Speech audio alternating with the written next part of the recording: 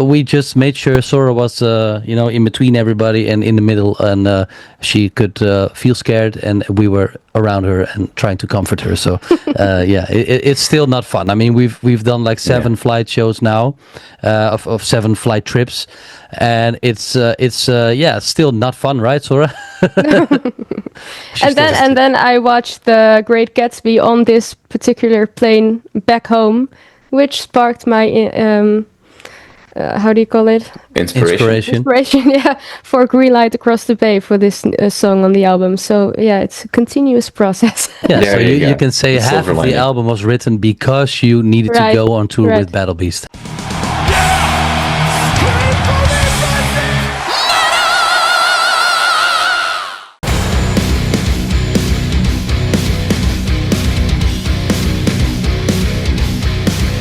Zora and René, thank you so much for your time today. It is a busy week as we're recording this for you. If I remember correctly, last time we spoke with the previous album, we also interviewed you only days before the album came out or something like that. So planning wise, nothing has improved. They really keep you stressed out at this week. How are you doing? This is a big week for you. How are you feeling right now? Yeah, I think the nerves are getting a little bit worse now. Yeah, I was already nervous, but now we're in the release week, and it's but also very excited, of course. And somehow we always manage to make sure that we have almost like 40% of all the work still remaining in the last week of the release. I don't know how we do it, but it's been a busy week, but fun. It's been fun, yeah. Yeah, and are you also extremely tired because you just came back from Motocultor Festival as well, which was a cool show to play. It looks like I wasn't there, but from what I've seen of the show, seemed like it was quite the party. So are you settled down, or are you still riding that high of festivals? Yeah, and we drove by ourselves. Also, when we played the show, we drove right back home, which was like 14 hours. Oh wow! That's always very heavy. Yeah, we need a couple of days to recover, but it was all worth it. The festival was really cool. So. Yeah, it was amazing. I mean, we had a brief sort of flashback to when we played Wacken last year. It was a lot of people and a very good vibe. So, and we were well taken care of out there. So first time France and the Motocultor Festival. It was amazing.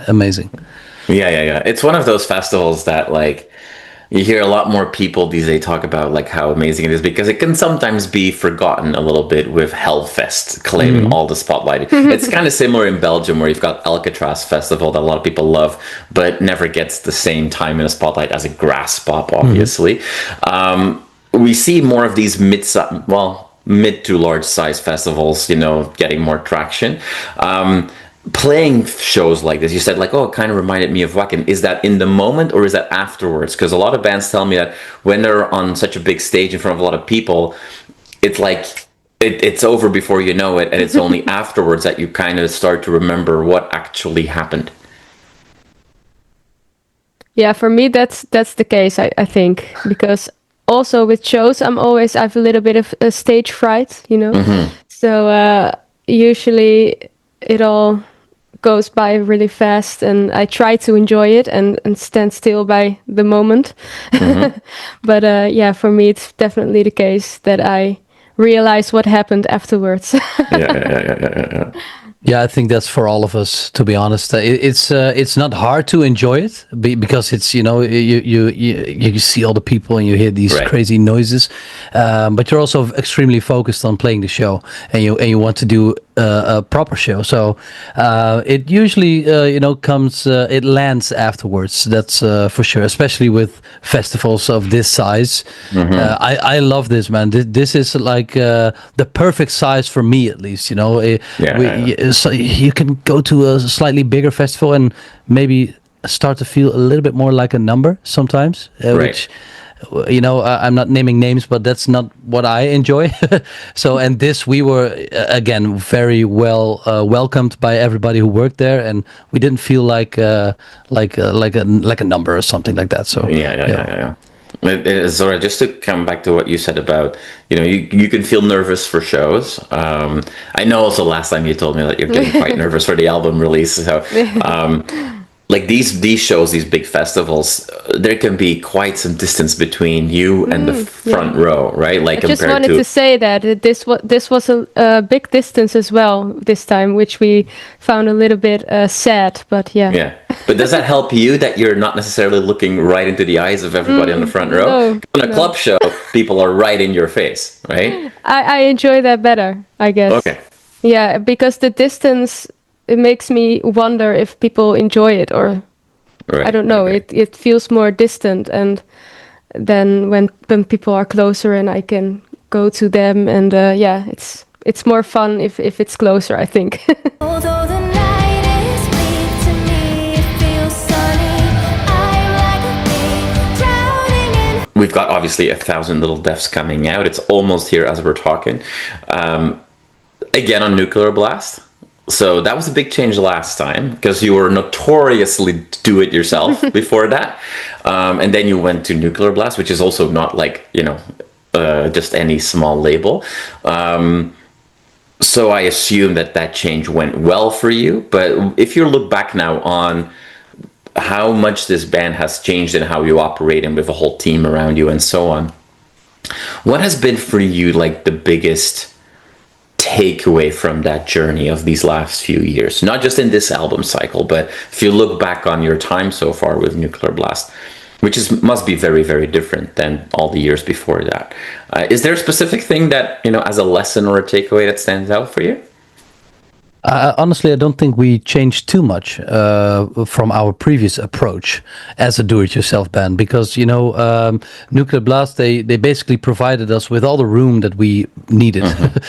Because when you do things for so long yourself, you want to basically continue doing that.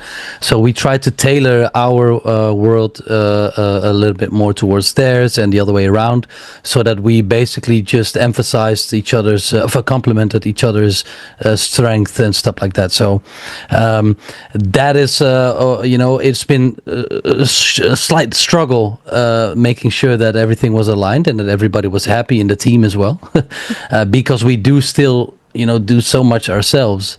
And that is a part of our identity and very important to us. So, I mean, what can you take away from the past years is that they complemented us in the parts where we needed it, and the other way around, I like to think. So, it's been a fruitful and very promising collaboration with them. And, we're extremely happy to be part of the Nuclear Blast family. Yeah.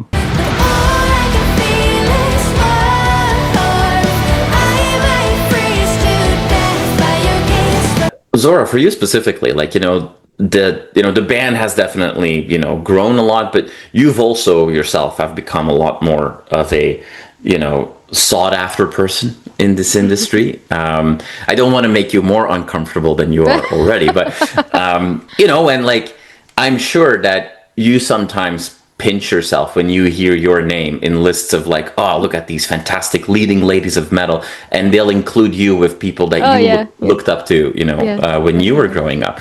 And I thought one really cool moment for that was when, our mutual friend, Arjen Lucassen, asked you to, be part of his reissue of his very, very first solo album. That must have been somewhat of a mind fuck as well, when people go oh yeah, obviously, Simona and Sharon and Flor and Zora, you must sometimes go huh? Whoa, that's pretty cool. And I mean that obviously in the most positive way possible, not that you would not belong in that list, but that must be something that 13 years ago you would have never dreamed of. No, I actually sometimes show these kinds of images with where I'm included in with all these other singers to the band. Hey, look at this! It's so cool. So it's exactly what you said. Yeah, and with Arjen Lucas, yeah, that's amazing. Yeah, it's been a quite a long time since I recorded it, so I'm very excited when it will be out. Yeah. yeah, for sure. Now we can all cross our fingers and hope to see you also on stage in one of those, live show weekends that he does every 2 years. Now, both of you, I mean, I think multiple people in the band, work in front of, on the screen, but also behind the scenes with many other bands and projects. René, you've worked with a lot of bands as well. Just to give you a bit of a different question, just to kind of, derail this conversation completely, but forget about all the bands and projects and artists you've already worked with. Who would I not expect you to want to work with? Like, is there an artist or a genre that you'd love to, because, Zora, when you're talking, I was thinking about your collaboration also with Charlotte Wessels, and then Charlotte has also done like that collaboration for a techno festival, which a lot of people would not expect, right? And she loves that. Are there elements like that you'd love to, experiment with? If you talk about other genres, then this is never going to happen because it's a huge artist. But someone like Lana Del Rey would be amazing. Yeah, I would envision that. Awesome. Well, it's out in the ether now. Let's make it happen. Let's make it happen. Exactly. For me, I come from a completely different background in music. I was in EDM myself, or hardstyle it was called, but and that's, I believe, something that Charlotte did in that genre, if I'm not mistaken. I'm a little bit more into the extremes of music in terms of EDM. There used to be a lot of people out there that I wanted to work with, but I've let that rest in the past. But current days, there's so many great bands that are in rock music that I would love to work with. But yeah, I don't know. I like to keep things realistic in my in my beliefs always. So I do have a list in my head, and those are actually people that I am working on or would actually try to approach, and it would actually be maybe realistic to work with them. And that is, I will keep that to myself. For sure. Again, for sure. a very boring answer, but there's so many people that we would love to work with actually, but we're also working on making it happen. So there you go.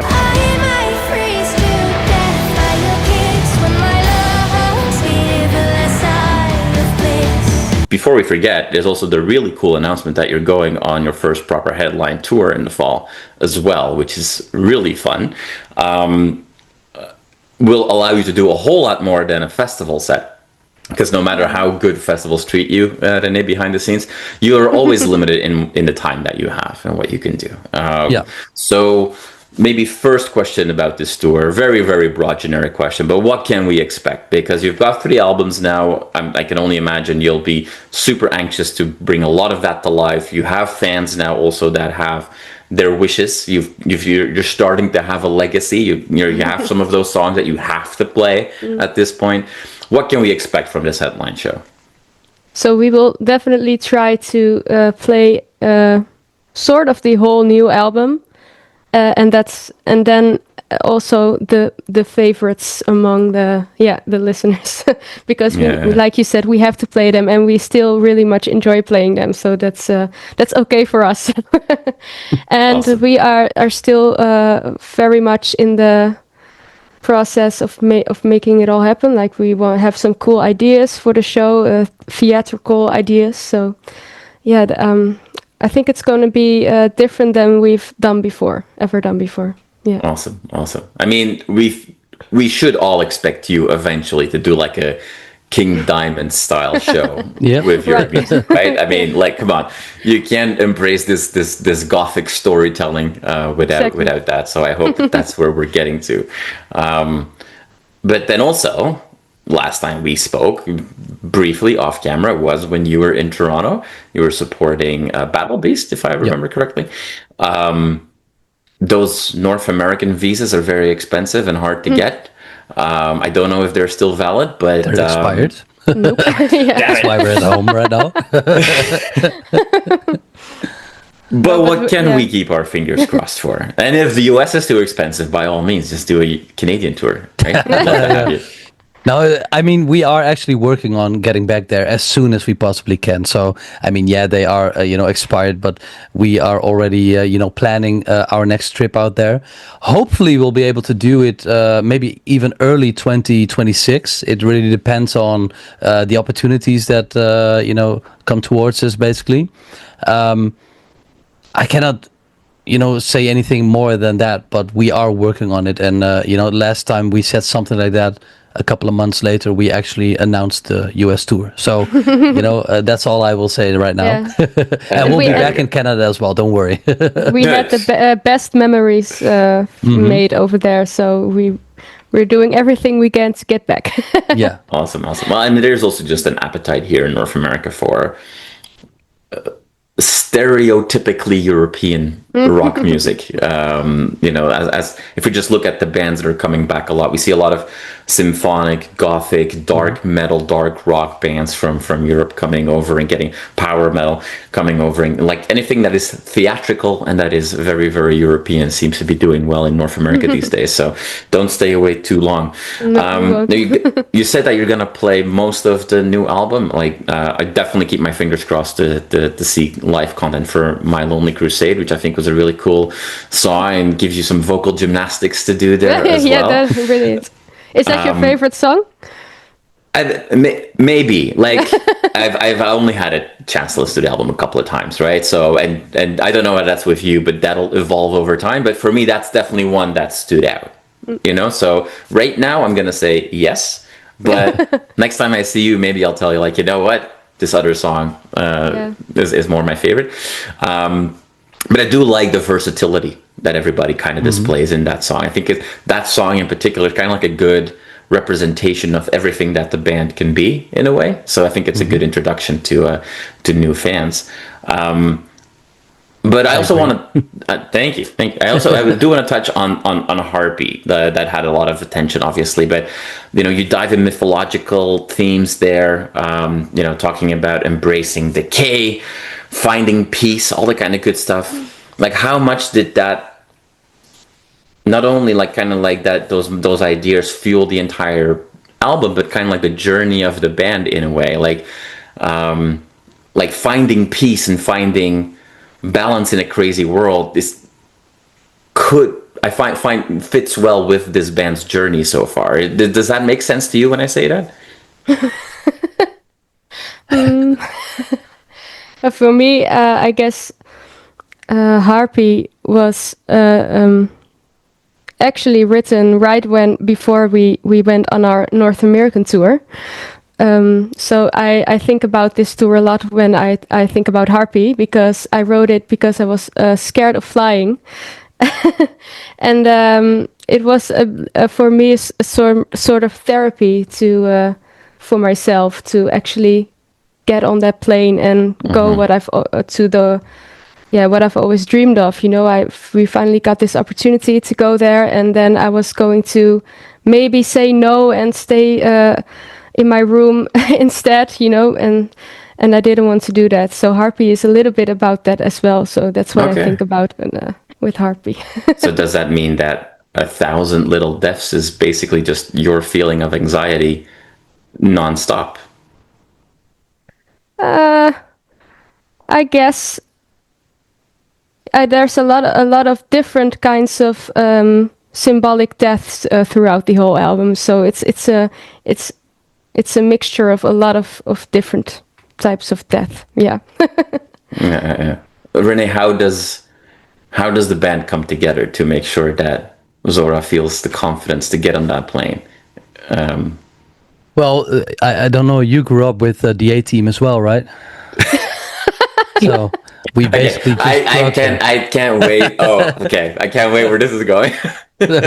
Well, no, they used to drug B.A. Baracus to make sure he could get on in the helicopter and stuff like that. So, I mean, no, for Zora, we knew when we started this band, and I've known forever that, she not necessarily hates flying, but is very scared of it. So yeah, we got the opportunity, and it was the first thing we talked about was, okay, but that means that you have to get on a plane. Right. And back then it was still a little bit like we honestly had to think about it for a while. If Zora needed to, and then quite quickly she got on board with the idea of getting on a plane, and it would be a problem for then. Yeah, exactly. So yeah, I mean, we just made sure Zora was, in between everybody and in the middle, and she could feel scared, and we were around her and trying to comfort her. So yeah, it's still not fun. I mean, we've done like 7 flight shows now, of 7 flight trips, and it's still not fun, right, Zora? And then I watched The Great Gatsby on this particular plane back home, which sparked my how do you call it? Inspiration. Yeah, for Green Light Across the Bay for this song on the album. So yeah, it's a continuous process. Yeah, There so you you go. can say half Silver of the lining. album was written because you needed to Right, go on tour right. with Battle Beast. There you go. There you go. There you go. And lots of drugs is also what I heard. yeah. So René, if Zora is B.A. Baracus, who are you in the team? Are you Hannibal or are you Face or what's going on? I think I'm gonna be Murdoch. Oh no, that's Siebe. I think we have too many people to portray the A team, but right. yeah, Zora's definitely B.A. Baracus. I might freeze to death in your arms, but all I can feel is love. Well, René, Zora, it's nice to catch up with you, and it's great to see Likewise. how the band's momentum continues to grow, and that you're pushing through hard times to that result in creative output, which is really cool, Zora. So thank you for making that sacrifice and coming over, and really appreciate it. I'll keep my fingers crossed that we will get more announced soon, and if not, that I get to see you guys play in Europe. In the meantime, we have this album coming out with a lot of fun new material for the fans to discover. Thank you so much for your time. I really appreciate it, and Thank look you, forward dude. to talking to you next time. Thank you Thank so you. much. Likewise, and it was amazing seeing you again. I've been looking forward to this, honestly. So yeah, thank you, Jasper. When my lungs give a sigh of bliss. You are awesome for watching this video. Click right here to see more content like it and subscribe to the channel.